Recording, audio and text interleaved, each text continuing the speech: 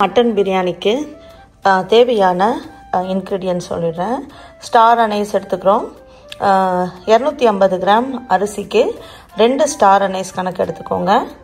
அதே மாதிரி லவங்கம் எடுத்துக்கோங்க, 3 லவங்கம், பட்டை எடுத்துக்கோங்க, அப்புறம் பிரியாணி இலை, அப்புறம் 250 கிராம் அரிசி அளவுக்கு நான் சொல்கிறேன். 2 ஏலக்காய் எடுத்துக்கோங்க. பெரிய ஏலக்காய் எடுத்துக்கோங்க, 1 எடுத்துக்கோங்க. 250 கிராமுக்கு ஒரு பெரிய ஏலக்காய் எடுத்துக்கோங்க. அப்புறம் ஸ்டோன் ஃப்ளவர், பச்சை மிளகா நிறைய எடுத்துக்கிறோம். ஏன்னா காரத்துக்கு நம்ம வந்து மிளகா பொடி ஆட் பண்ண போகிறது கிடையாது, மஞ்சள் பொடியும் ஆட் பண்ண போகிறது கிடையாது. இது வெள்ளையாக இருக்கிறோம். ஸோ இதுக்கு நம்ம காரத்துக்கு பச்சை மிளகாவும் ஆனியன் வந்து 250 கிராம் அரிசிக்கு ஒரு ஆனியன், அதுதான் கணக்கு. அதே மாதிரி தான் தக்காளியும் 250 கிராம் அரிசிக்கு ஒரு தக்காளி, அப்புறம் 1.5 டேபிள் ஸ்பூன் தயிர், இஞ்சி பூண்டு விழுது 2 டேபிள் ஸ்பூன் 250 கிராம் அரிசிக்கு நம்ம சேர்த்துக்க போகிறோம். இன்றைக்கி நான் 1.25 கிலோ செய்கிறேன். 2 கிலோ மட்டன் எடுத்துருக்கிறேன். 2 கிலோ மட்டன் எடுத்து நல்லா கட் பண்ணிவிட்டு க்ளீன் பண்ணிவிட்டு அதில் தயிர் ஒரு 3-4 ஸ்பூன் தயிர் போட்டு அதை மிக்ஸ் பண்ணிவிட்டு உப்பும் போட்டுட்டு ஜிஞ்சர் கார்லிக் பேஸ்ட் ஒரு 2 ஸ்பூன் போட்டு நல்லா மேரினேட் பண்ணி, நீங்கள் ஓவர் நைட் வச்சுருந்தாலும் நல்லா டேஸ்ட்டாக இருக்கும். இல்லை நீங்கள் ஒரு 1 ஹவர் ஊற வச்சுருந்தாலும் ஒயிட் பிரியாணிக்கு நல்லாயிருக்கும். மேரினேட் பண்ணி வச்சுருக்க மட்டனை இப்போ நம்ம குக்கரில் ஒரு 90% குக் பண்ணி எடுத்துக்கலாம். இதில் நம்ம சால்ட் ஆட் பண்ணியிருக்கோம், தயிர் ஆட் பண்ணியிருக்கோம். இதில் புதினா கொத்தமல்லி கொஞ்சம் ஆட் பண்ணிவிட்டு 2-3 மிளகு, ஒரு ஸ்பூன் மிளகு போட்டுட்டு இது ஒரு 90% குக் பண்ணி எடுத்துக்கலாம். மட்டன் நல்லா வெந்து வந்துருச்சு. ஒரு 75 to 80% வெந்தா போதும். ஏன்னா நம்ம வெங்காயத்தோட வதக்குறோம் இல்லையா, அப்போ இந்த மட்டனும் கூட சேர்த்து நம்ம அரிசியோட நம்ம வேக வைக்க போறோம். ஸோ அதனால 75 to 80% வெந்தா போதும். நம்ம மிளகாப்பொடி எதுவும் சேர்க்கல, வெறும் புதினா கொத்தமல்லி இஞ்சி பூண்டு அப்புறம் மேரினேட் பண்ணி வச்சிருந்தோம் உப்பு தயிர் போட்டு, அவ்வளோதான். நம்ம ஒரு 3-4 விசில் விட்டேன். இப்போ ஒரு பிரியாணி சட்டியை வச்சிடறோம். எண்ணெய் ஆட் பண்ணிக்கலாம். 1 கிலோக்கு 250 கிராம் ஆயில், இதான் கணக்கு. நான் இன்னைக்கு 1.25 கிலோ எடுத்திருக்கேன். ஆனால் 2 கப் ஆட் பண்ணுறேன் எண்ணெய். இப்போ பிரியாணி மசாலா ஆட் பண்ணிக்கலாம். பிரியாணி மசாலாலாம் ஆட் பண்ணிட்டோம். அது நல்லா வறுபட்டு வந்ததும் நம்ம ஆனியன் ஆட் பண்ணிக்கலாம். பச்சை மிளகாய் ஆட் பண்ணிக்கலாம். உங்களுக்கு எவ்வளோ காரம் வேணுமோ அதுக்கேற்ற மாதிரி நீங்கள் ஆட் பண்ணிக்கோங்க. ஏன்னா காரம் நம்ம மிளகா பொடி ஆட் பண்ணலை, அதனால் பச்சை மிளகா தான் இதுக்கு காரம்.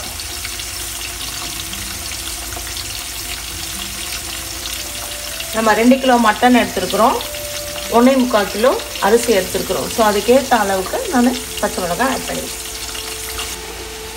வெங்காயம் வதங்கி வரத்துக்கு கொஞ்சம் கல்லுப்பு ஆட் பண்ணிக்கிறேன்.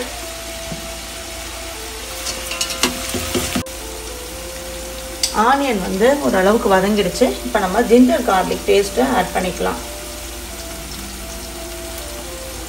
250 கிராம்ஸ்க்கு 1.5 டேபிள் ஸ்பூன் கணக்கு.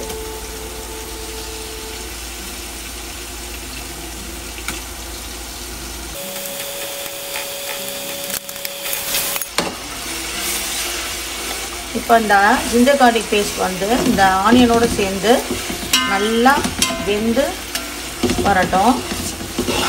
நல்லா வேகணும். இதில் அடி பிடிக்காமல் பார்த்துக்கோங்க.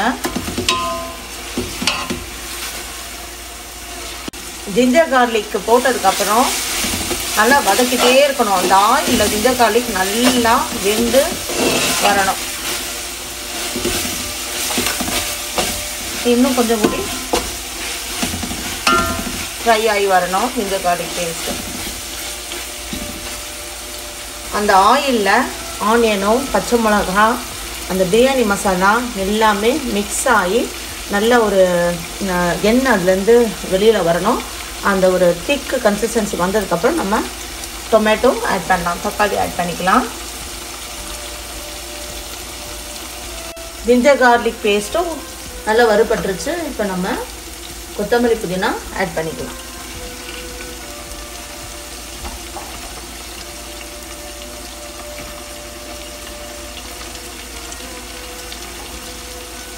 இது இதுக்கப்புறம் தான் நம்ம டொமேட்டோ ஆட் பண்ண போகிறோம்.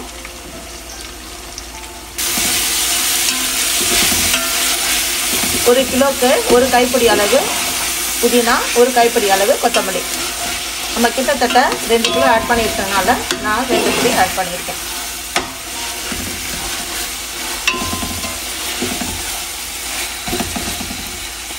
இப்போ கொஞ்ச நேரம் மூடி வச்சிடலாம். புதினா கொத்தமல்லிலாம் நல்லா வெந்துருச்சு. இப்போ நம்ம தக்காளி ஆட் பண்ணிக்கலாம். தக்காளி வந்து கொஞ்சம் கம்மியாக ஆட் பண்ணுங்கள் வெங்காயத்தை விட. ஏன்னா நம்ம வந்து தயிர் வேறு மேரினேஷனுக்கு யூஸ் பண்ணியிருக்கோம். இப்போவும் தயிர் ஆட் பண்ண போகிறோம். ரொம்ப புளிப்பு வந்துடக்கூடாது.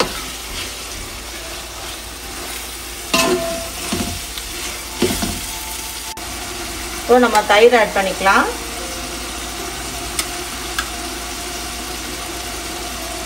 ஒரு டேபிள் ஸ்பூன் 250 கிராம் ரைஸ்க்கு, அதான் கணக்கு. நான் ஏற்கனவே தயிர் வந்து மேரினேஷனில் யூஸ் பண்ணதுனால இதில் கொஞ்சம் கம்மியாக ஆட் பண்ணுறேன். இப்போ நம்ம வேக வச்சு வச்சுருக்கிற மட்டனை ஆட் பண்ணிடுறோம். இந்த எண்ணெயிலேயே இந்த மசாலாவோட இந்த மட்டனை கொஞ்சம் ஒரு 5 நிமிஷம் அப்படியே வதக்குங்க. அதுக்கப்புறம் நம்ம தண்ணி ஆட் பண்ண போகிறோம். 1 கிளாஸ் அரிசிக்கு 1.5 கிளாஸ் தண்ணி, இதான் கணக்கு. அப்போ நான் 8 கிளாஸ் எடுத்துருக்கிறேன். அதே கிளாஸில் நான் 12 கிளாஸ் தண்ணி ஊற்றணும். இந்த மட்டன் வேக வைக்கிறதுக்கு ஒரு 3 கிளாஸ் தண்ணி நான் ஆட் பண்ணியிருக்கேன். ஸோ அதையும் நம்ம கால்குலேட் பண்ணி 13 கிளாஸ் ஊற்ற போகிறேன். 1 கிளாஸ் நம்ம ரீட்டைன் பண்ணுவோம். தேவைப்பட்டுச்சுன்னா நம்ம ஆட் பண்ணலாம், கூட குறைய ஆட் பண்ணிக்கலாம்.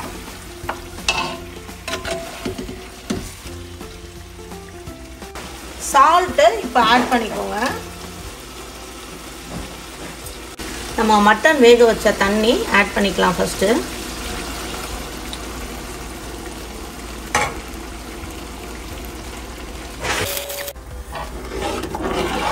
மட்டன் வேக வச்ச தண்ணி ஒரு 6 கிளாஸ் இருந்துச்சு எனக்கு. அந்த மட்டன்லேருந்து வந்த தண்ணி எல்லாமே ஒரு 6 கிளாஸ் இருந்துச்சு. அதுக்கப்புறம் நான் ஹாட் வாட்டர் சேர்த்துக்கிட்டேன். 13 கிளாஸ் இப்போ ஊற்றிருக்கேன். இது ஒரு இப்போ தண்ணி நல்லா கொதிச்சிருச்சு. இப்போ நம்ம அரிசி ஆட் பண்ணிக்கலாம். ஊற வச்சுருந்தோம் அரிசி, ஒரு 30 மினிட்ஸ் ஊற வச்சுருந்தோம்.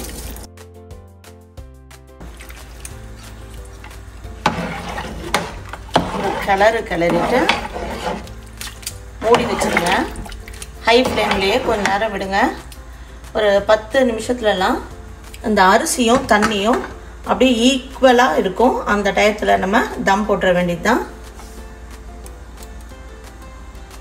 இப்போ இந்த தண்ணியும் ரைஸும் ஈக்குவலாக ஆயிடுச்சு பாருங்கள். இந்த டயத்தில் நம்ம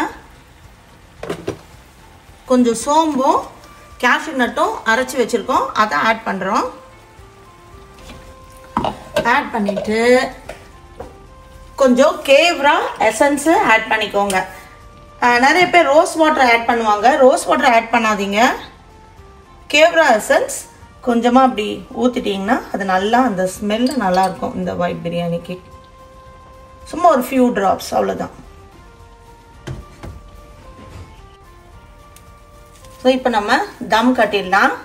கீழே வந்து ஒரு தேவையில்லாத தோசைக்கல்லை வச்சுட்டு அதுக்கு மேலே இந்த சட்டியை வச்சுட்டு அதை கவர் பண்ணிவிட்டு மேலே ஏதாவது வெயிட்டை வச்சுட்டு ஹையில் வந்து ஒரு 5 மினிட்ஸ் வைங்க. அதுக்கப்புறம் கம்ப்ளீட்டாக சிம்மில் வச்சுருங்க. சிம்மில் வந்து ஒரு 20 மினிட்ஸ் இருக்கட்டும்.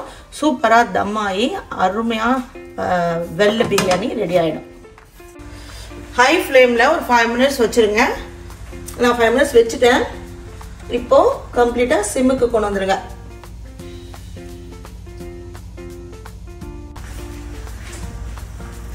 சூப்பராக தம் கட்டியாச்சு.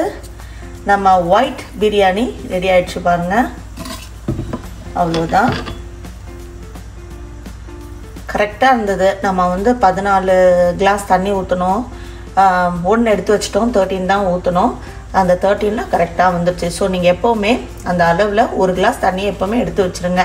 இப்போ கூட குறைய ஆனால் அதை நம்ம ஆட் பண்ணிக்கலாம். சூப்பரான மட்டன் ஒயிட் பிரியாணி ரெடி ஆகிடுச்சு பாருங்கள். ஒத்தையாக உதிரியாக வந்திருக்கு.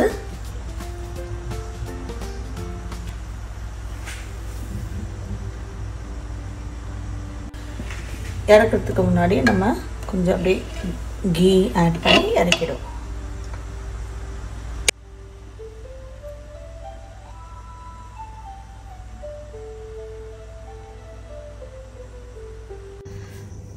நல்லா டெலிஷியஸான மட்டன் ஒயிட் பிரியாணி, தம் பிரியாணி ரெடி ஆயிடுச்சு.